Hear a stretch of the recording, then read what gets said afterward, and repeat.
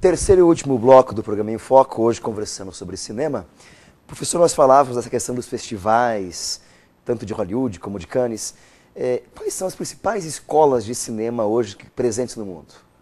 Atualmente, o cinema atual, ele ficou direcionado aos países. Aos países mesmo. É bem interessante isso.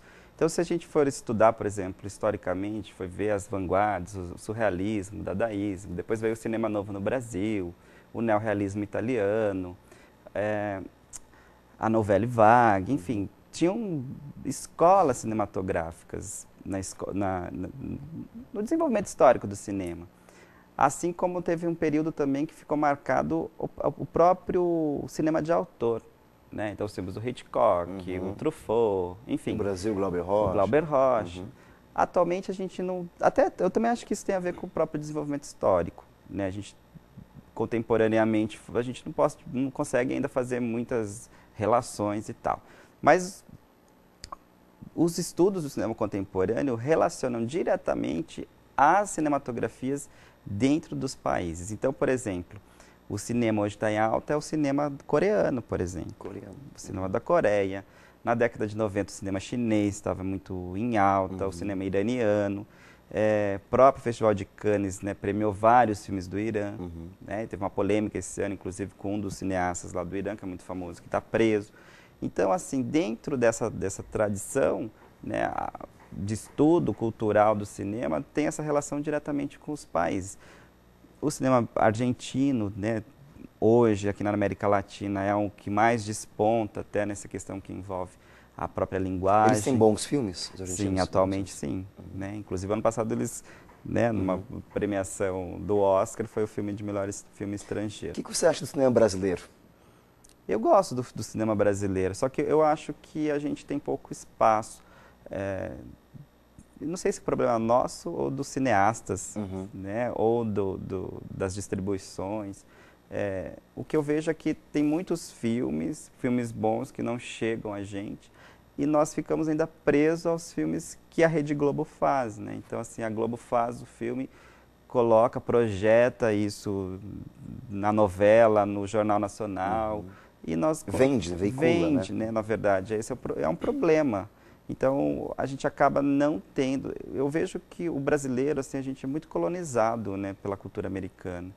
Então, eu acho que isso também faz com que esse tipo de filme, a Globo faz isso muito bem, que ela é fantástica, então ela consegue também espaço para que as pessoas vejam filmes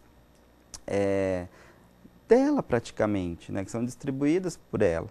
Então, assim, eu acho que se faz mais filmes, eu acho que existe essa abertura, mas nós não consumimos esses filmes, a gente não vê esse filme. Na sua opinião, qual o melhor filme brasileiro para você? Eu gosto de Central do Brasil. Central do Brasil. E é um divisor de águas, não, cinema brasileiro? Sim, né? eu acho. Pelo menos assim, o que eu conheço da história do cinema como espectador, né? Sim.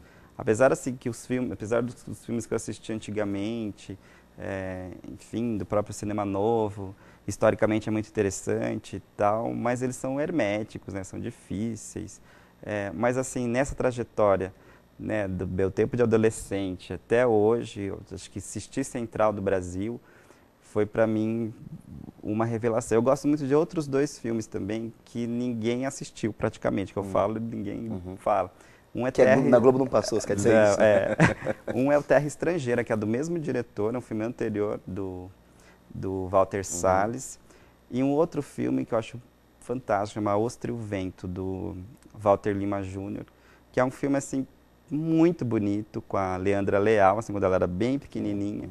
E ela fez esse filme de uma forma assim absurda em termos de representação. Ela quase ganhou um festival, inclusive de Veneza.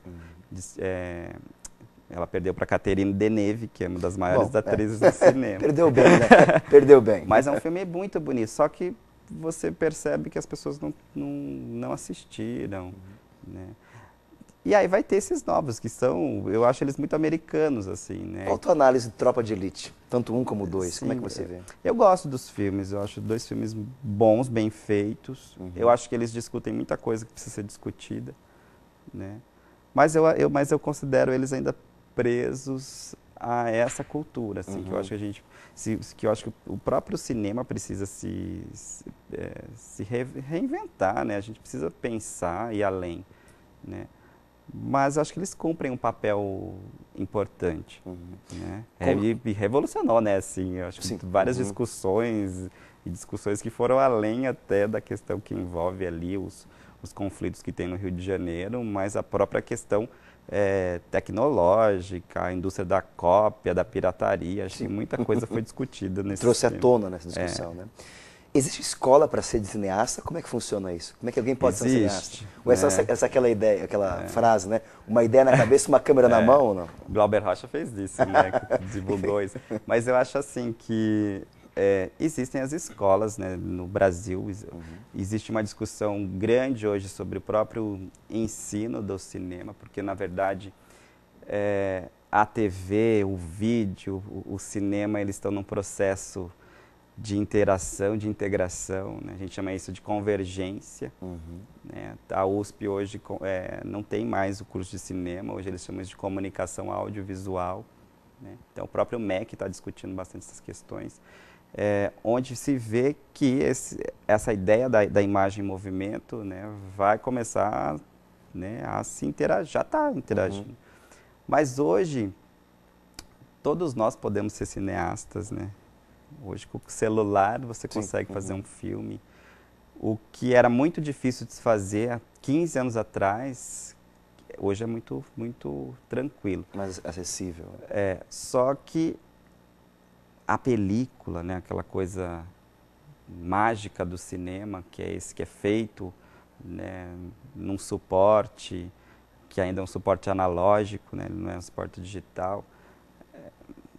Então, alguns dizem que está morrendo, mas existe uma dificuldade, né, assim, de acesso a essas câmeras, né, a esses departamentos de revelação, enfim, para fazer esse cinema. Mas na questão que envolve o vídeo, né, que é um processo depois mais acessível, eu acho que se democratizou demais. Sim. Né? Então, hoje a gente vê festivais de cinema, de filme de celular, né? A gente vê os alunos no curso de comunicação fazendo filmes. Então, o próprio adolescente, eu acho que ele pensa mais, às vezes, até por meio dessas imagens, ele se relaciona muito mais por meio dessas imagens do que pelas palavras, pelas letras. Então, nós não somos a geração do ouvir, né? Não. A gente perdeu essa capacidade. E eles têm uma facilidade para criar. Eu vejo, eu sou professor nessa área, então se eu peço um trabalho assim que eu me coloco há 17 anos atrás, quando eu estava na faculdade, e eu achava difícil fazer, e eu vejo que eles têm a maior facilidade. Professor, para encerrar o nosso bate-papo, que está muito agradável, o tempo infelizmente estourou, que filmes você indicaria para alguém que quer começar a se inteirar do mundo do cinema?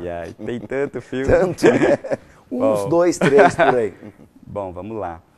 Eu gosto muito, assim, vamos falar de cultura, né? Acho que é importante. Então, os orientais, assim, eu acho que eles têm um jeito de fazer cinema muito legal.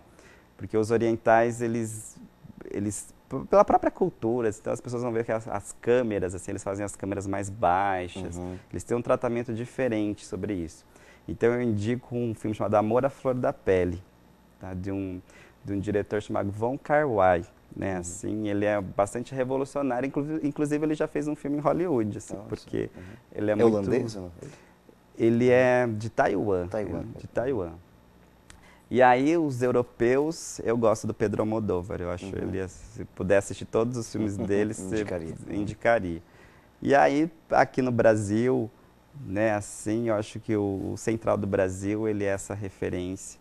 Porque o Central do Brasil, ele vai ter uma poética muito interessante que o Walter Salles faz, que é esse filme de estrada, né, assim, de você estar ali naquele primeiro ambiente fechado, um Rio de Janeiro, né, opressivo, e ele faz uma fotografia escura, um tratamento escuro, e de repente aqueles dois personagens entram na estrada e vão para o sertão, e ele abre aquela câmera, né, assim, faz aquela iluminação clara, e é uma síntese, acho, de coisas do próprio brasileiro, né, essa coisa de você procurar uma identidade, procurar alguma coisa que então eu acho que esse filme assim revela muita coisa para nós, assim. Ok.